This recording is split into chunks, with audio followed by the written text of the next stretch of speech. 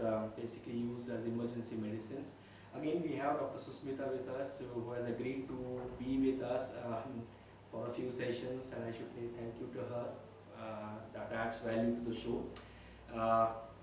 We gain a lot of knowledge, okay, when people interact on medicine and so on. Okay, so if that was the thing, then today we'll be discussing about a few more drugs. Basically, we'll discuss about intravenous nitrates, labetalol, which is alpha and beta blocker, sodium nitroprusside, vasodilator, methyltramine, that's a vasopressor drug, ephedrine, phenylephrine, and of course parenteral beta blockers like propranolol and esmolol. Now all these drugs, if you just note, are all the ones which are used in some of the other cases in emergency medicine. So the first drug that we'll discuss today is about intravenous nitrates. These are vasodilating drugs, and I pass the word to Dr. Susmita to talk about it. IV nitrate, yeah. So we are talking about GTN or NTG or nitroglycerine as it is known as, which is a very potent vasodilator. And one of the good things about nitroglycerine is, as compared to sodium nitroprusside, is that it reduces the afterload and preload, and this is very beneficial for patients with high pressures inside the heart. And it is also a coronary vasodilator. It's also a coronary vasodilator. Again, we had done extensive knowledge review on nitrates and when we take our drugs on angina. So if you are new to this, maybe you want to watch all the actions of nitrates and so on, you need to watch those videos on drugs for angina. But here we'll basically stick to nitrates in emergency medicine. So just the intravenous nitrates. Okay. So the nitrates, they are available in standard solution form as ampoules or vials, and commonly as 5 mg per ml solutions. They are to be diluted before use, and all the solutions which are diluted should be kept in the refrigerator if you want to use it later. Another very important thing about the nitrates is its absorption into the plastics. That is because there's a loss of nitrates there. There's a loss of nitrates, and in fact 50% of the nitrate may be lost. Oh, is it? Yes. Okay. So as a result of which it is recommended that you should use either glass or polyethylene intravenous administration systems for the same. Now, if you would like to know a little more on the uses of nitroglycerine, I think the first thing that comes to my mind is acute unstable angina. Though we use buccal roots for administration, but sometimes the IV infusion is recommended. And when it is recommended, it should be given through an infusion pump, either undiluted or a diluted solution, diluted with either sodium chloride or glucose is okay. And as for the other vasopressors and the vasoactive drugs, hemodynamic monitoring should be carried out while the administration is proceeding. The common starting dose is around 5 to 15 micrograms per minute, and then you titrate the dose and according to the response obtained. It is also recommended in acute myocardial infarction, especially in patients who have ongoing chest pain and with left ventricular failure. We use nitrates. Again, in heart failure, both acute and chronic heart failure, GTN is very helpful because it improves the cardiac index. It reduces the mean pulmonary artery pressures, the pulmonary capillary wedge pressures, the pulmonary and the systemic vascular because of its effect on to the preload and the afterload. But basically, you should know that the preload is the one which is more affected by GTN, because the reason is nitrates act by producing nitric oxide, NO. So they require enzyme nitric oxide synthesis, which is more onto the venous side. So the selectivity is more onto the venous side. And it can be used also to produce controlled hypotension during surgery. In hypertensive emergencies, again, this drug is recommended for a lot of conditions. It is recommended, for example, hypertension associated with stroke, hypertension associated with again angina, cardiogenic shock, again, along with ionotropics. with the inotropics. With ionotropics. Something you want to add? No, Amar, no. at this point? Yeah. Right. It is also recommended for hemodynamically unstable myocarditis.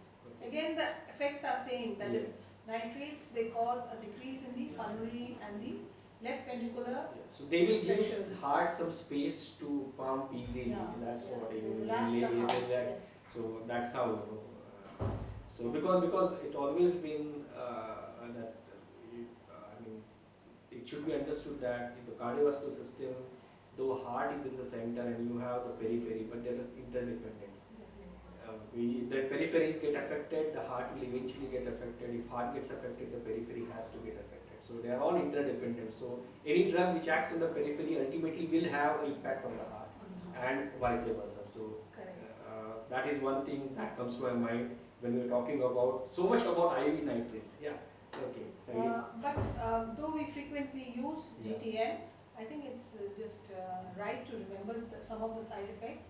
Particularly when you are using for a long time, you might have tolerance and tolerance, because that's one important thing. Tolerance to nitrates is quite fast. Yeah, in ICU especially, this must be remembered. And as I said, the monitoring is essential because of the hypertension. And there might be reflex tachycardia, but this is less than sodium nitroprusside. Yes. So it's definitely better because than the reason might be what I'm thinking is the patient is lying down mostly when you're giving IV nitrates. If you're taking a sublingual nitrate, the patient is upright, so the chances of pulling of the blood in the periphery are more. So reflex tachycardia is more. Whereas the patient is lying down, maybe the reflex tachycardia would be comparatively less, I should say. I don't know whether the studies have been done. I'm not aware, but what comes to my mind is this thing. Maybe this happens. Because the line of the gravity changes. Another thing that must be remembered is to use with caution in patients with raised intracranial tension, because it increases the cerebral blood flow. It's a vasodilator. It's a vasodilator. The next drug is going to be labetalol. Now, labetalol is actually a beta and alpha adrenergic blocker. So it's actually a comparatively new drug and still compared to be kind of a beta blocker, but with additional impacts on the alpha receptor blockage. But predominantly it blocks the beta receptor. But a few studies have also shown that labetalol has a weak beta to agonist activity. So it's a blocker on one side, but it's also agonist. But agonist activity is comparatively less, very less as compared to the blocking activity. This administration of this drug leads to vasodilatation and maintenance of peripheral blood flow, something which is advantageous as compared to the normal beta blockers. Okay? Because you have the alpha blocking action that promotes dilatation, so you have a lot of, I should say, blood going to the periphery, which is not, or which is contraindicated, I should say, PVD for beta blockers. So something of a difference and advantage here. It's a potent hypotensive drug and it decreases blood pressure. It also decreases cardiac output at high doses, but as far as heart rate is concerned, it will decrease it very slightly. So that's something which is a good thing. Labetalol is used basically for hypertensive emergencies. In fact, it's one of the drug of choice. Again, if you are new to this, you can watch videos on drugs for hypertension where you will find a lot of information of how to control hypertensive emergencies. So labetalol is one of the good drugs. Labetalol is available as oral form also. But since we are dealing here with emergency, I just mentioned intravenous administration of around 20 to 40 milligrams. Every 10 minutes should be administered so that a response is obtained. You should also remember that labetalol, what I remember now, has extensive first pass metabolism. So how effective orally it is, one needs to look at it. But IV may be something which we look for when we want to have a rapid response. Postural hypotension does occur with labetalol and strikingly significant in patients. One should also remember that because of alpha and beta blockage, there can be problems with ejaculation and so on. So that's sexual disturbances might occur. But I don't think that should be worry, especially if you're using labetalol on an emergency basis. For chronic users, oral users might be, that's an issue. So that was a drug, very good drug for hypertensive emergencies. I pass the ball to Dr. Susmita to talk about sodium nitroprusside, which is again a vasodilator drug. Yeah, so sodium nitroprusside at one time and now also is very, very used in the intensive care unit. Yeah. And though both sodium nitroprusside as well as GTN, Yeah. they act by releasing nitric oxide. Yeah. There's a slight difference in the mode of action of the release of nitric oxide. Yeah. And sodium nitroprusside has an effect both on the veins as well as on the arterioles. Okay. As a result of which it is termed as a nitrovasodilator. Okay. Yeah, GTN we saw has predominant effect on the veins, Yeah. on the venous system. Yeah. And sodium nitroprusside is available as a powder, Yeah. and you need to reconstitute that powder Yeah. by adding 5% dextrose Yeah. and use it as an infusion. Okay. But the problem here is in contact with light, Yeah. there is the sodium nitroprusside, it becomes denatured, Detail. as a result of which the effect reduces. Reduces. So after it is prepared, it should be always protected from light. Protected from the Yeah, either using it colored bottles Yeah. or covering the bottle with Covering the colored bottle. paper, or whatever. maybe keeping the patient in a dark room. I don't think that is That is possible. that is possible. Sodium nitroprusside is a very short-acting drug, Yeah. and the effect is very immediate, almost immediate. Yeah. And again, like GTN, when you are using it in the critical care settings, it's preferably administered with an infusion pump. And the maximum recommended doses are slightly different in UK and USA. So it's around 8 to 10 microgram per kg per minute. Okay. And commonly we start as 0.25 to 0.3 micrograms per kg per minute infusions. And again we titrate according to the response. Blood pressure must be monitored very carefully and closely, because it might lead to a sudden drop in the blood pressure. Yes. And it should be taken care that there is no extravasation, because it might lead to a reaction on the skin, redness, flushing, other kinds of response on the skin. In general, the treatment is not continued for more than 72 hours. So not 2.5 days. Less than that. Yeah. This is because it has the propensity to release cyanide. And in rare cases, methemoglobinemia, Yeah. but what we are concerned with is cyanide levels. Yeah. If we are continuing it for a longer time, Yeah. it's better that we do a thiocyanate concentrations in the blood, and this should not exceed 100 micrograms per ml Okay. if you are doing the thiocyanide levels. Yeah. Another problem of using SNP, as we call it in short, is a rebound hypertension after withdrawing it. So it should be very gently tailed off over, let's say, about half an hour. Okay. So not to stop it suddenly. Yeah. Like GTN and even more than GTN, it causes tachycardia, and there might be transient thrombocytopenia. But not to worry, it can actually revert back If you're stopping that. on stopping the drug. Yeah. So sodium nitroprusside is chiefly recommended in hypertensive emergencies again, but with normal intracranial pressure and renal function. This is something which has to be remembered. Yeah. So in hypertensive emergencies due to either hypertensive encephalopathy, intracranial hemorrhage, suspected aortic dissection, Yeah. hyperadrenergic states, Yeah. it is recommended.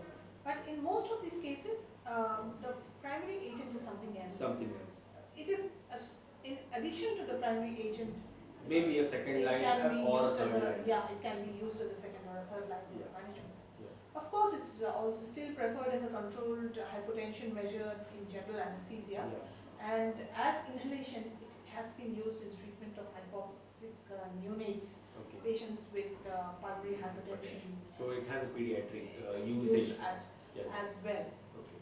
And one thing to be remembered, especially during anesthesia, it is incompatible with the muscle relaxant cis-atracurium. Okay. It has to be, apart from patients of high intracranial tension, it must be avoided in patients with compensatory hypertension, like patients with coarctation of the aorta, with hepatic and renal function impairment, and of course in patients with impaired cerebrovascular circulation, because it might increase the cerebral blood flow. Enhanced bleeding can occur when used with thrombolytics. The same as for GTNS. GT. Yeah. So with this, I think we end with the dilators. Yeah. Dilator. Yes, the next group of drugs I think we discuss is now about vasopressor drugs. Okay, a few of that again we have some vasopressors. Yeah, again, because the reason is we did a lot of these drugs in our session 1. Yeah. But then again the list goes on. Yeah. As you know, there are a lot of drugs available which are used as vasopressors in different emergency situations, and that's the reason that we have so many drugs also. So a few drugs we'll discuss it now, which were left out in the session 1. Yeah, session 1 I think we discussed more on the inotropes. Inotropes, but anyway those drugs had peripheral action. Yeah. So now we'll be talking about mephedramine. That's again a drug which is quite used, I should say. It leads to, actually, when you administer it leads directly to cardiac stimulation and vasoconstriction. So its direct action is there onto the heart and the vessels due to its action onto the alpha and beta adrenergic receptors. It's also said to release noradrenaline. So that's one of the ways it acts. Overall, it increases cardiac output and blood pressure if you give mephedramine, and action is around 5 to 5 hours. The book says it's between 3 to 6 hours. I usually say practicality is between, you take the mean, so 5 hours should be something which you should look at. Now mephedramine is quite used in hypotension due to spinal anesthesia and other hypotensives, but I should say that you require to treat the cause for hypotension. Yeah. If you just give mephedramine or any other vasopressor without treating the cause, without giving fluids, without knowing what is happening, might be the reverse of the positive happens. So we need to be aware about this. This drug again is available as tablets and injections, but tablets is anyway for oral route, but intramuscular injections are available for mephedramine. IV infusions of mephedramine are also available, which are used. You want to add something? I think mephedramine is a drug which I've chiefly used after spinal anesthesia. Well, that's where I think it's one of the drugs which is which is kept in the emergency tray of anesthesia. Exactly. Yeah. Exactly. In the ICU, I think the use of phenylephrine or noradrenaline, I think is much more. But with anesthesia, mephedramine is something that you should be looking for. Okay, the next drug again is going to be on is ephedrine, and another similar drug. Yeah. But it has effect on both alpha and beta receptors, and both direct as well as indirect effect on the adrenergic receptors. And it increases the blood pressure by increasing the cardiac output and also by peripheral vasoconstriction. Now, it has many other actions like stimulating the respiratory center, bronchodilation, reduction of the intestinal tone and motility. But another action we must remember is the reduction of uterine activity. As a result of which, in pregnancy and in cesarean section, when we are giving spinal anesthesia, often ephedrine becomes the drug of choice to be administered to the mother. One thing that must be remembered in long-term usage is again tachyphylaxis, and also in where there's a life-threatening condition, there have been reported morbidity incidents after ephedrine. So I think it has to be used with caution. In emergencies. So you should look at the risk and the benefits before using this. Yeah. And chiefly, again, I would say it is used after during spinal and epidural anesthesia, but it could be used to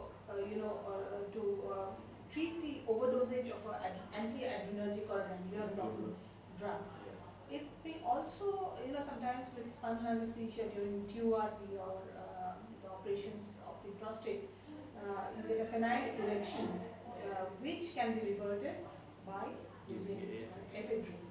In the emergencies again, though it can be used intramuscularly and subcutaneously, we commonly use intravenously in doses of 2.5 to 25 milligrams. I think the next drug again, similar drug, phenylephrine. The difference between phenylephrine and ephedrine is phenylephrine acts only on the alpha adrenergic receptors. And it raises both the cardiac output, the systolic pressure, the diastolic pressure, the peripheral resistance, but the corneal blood flow is usually increased. So that is one relief. And another good thing is it produces vasoconstriction in the mucosa of the respiratory tract, Okay. thus reducing the edema, and therefore it's also used for nasal congestion, and it also enhances the drainage from the sinus cavities. And though it does not cross the blood-brain barrier, because it increases the systolic blood pressure, it may improve the coronary blood flow in patients who are brain injured. Yeah. The duration of action is around 20 minutes.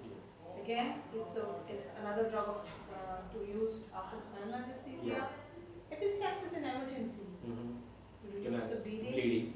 Yes. In patients with aortic stenosis, suppose there is sudden hypotension and the cause is because of less systemic vascular resistance, it can help to increase the afterload. And sometimes when there is supraventricular tachycardias, a dose of 1 milligram can actually revert the tachycardia, because phenylephrine causes bradycardia. It doesn't cause tachycardia. And it is also recommended other than noradrenaline for septic and other vasodilatory shocks. But again, when I say about shock, I need to know the cause of the shock. Treat the cause Primary of the shock. cause. Just don't look after constriction of the vessels, because it can play a negative role. I think we have very well explained this in our session 1, but then again I need to emphasize these things, because this is very important. We need to re-emphasize. Yes, that becomes an important aspect when you are treating shock. A few other uses, maybe I'll just mention over here, is patients with phallostetrology. You know, patients have hypercyanotic spells, and during that spell, actually, what happens is that there is a reverse shunt, as a result of which the patient has this problem. But if you can again reverse the shunt, that is increase the systemic vascular resistance, then you can actually cut off the cyanotic spell. Of course, primarily the beta blockers are the drug of choice. Morphine, beta blockers are the drugs of choice. But if those cannot help, you can always add. Yes, you can use phenylephrine. It is also recommended both orally as well as intracavernosally in patients with perpetual priapism. So patients who are suffering from this problem, they can auto-administer also intracavernosal preparations of phenylephrine. I've also mentioned before that it causes decongestion. So it's also recommended before nasal intubation. To reduce the. But maybe you use it locally, is it something? Of course, the local topical application. Phenylephrine. There we do not use the intravenous preparations. Definitely. This is just to mention a few other, some rare uses of phenylephrine. Though in the OT it's not so rarely used, it's commonly used after spinal anesthesia and also before this nasal surgery. The abnormalities or the problems it might create is bradycardia and arrhythmias, and it is to be used with caution in patients who are elderly, of course in hypertensive and hypothyroid is contraindicated. It's also used in the children. I think the slides themselves explain the doses, so we need not again go into that. And I think this slide explains, how do you prepare an infusion and what are the recommended doses of both phenylephrine and ephedrine. I think it's given clearly as how to prepare and how to administer, and of course what are the contraindications. This slide is very important as far as these two drugs are concerned.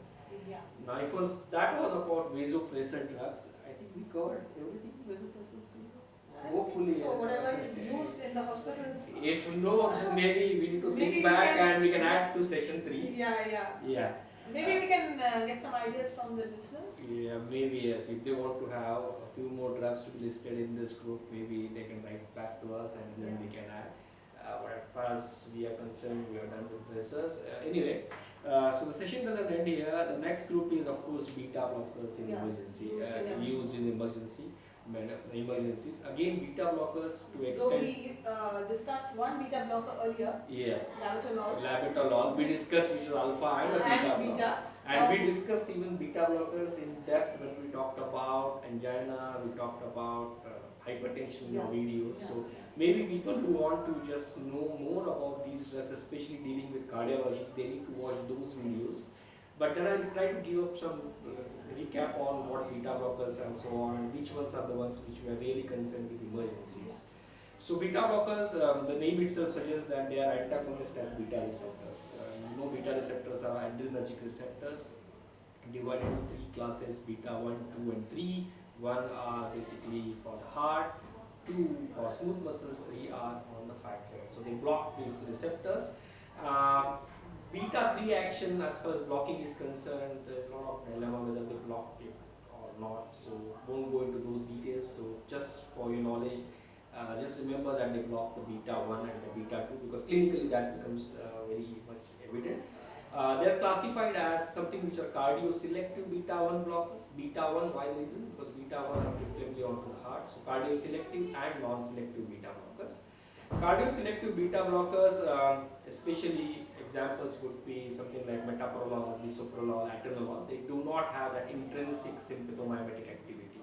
Okay, so that is something that also needs to remember when you remember classification. Esmolol, which is a drug which is ultra short acting cardioselective beta blocker with no intrinsic activity. It's one of the drugs that we use in emergencies. So this drug I will discuss more in this session.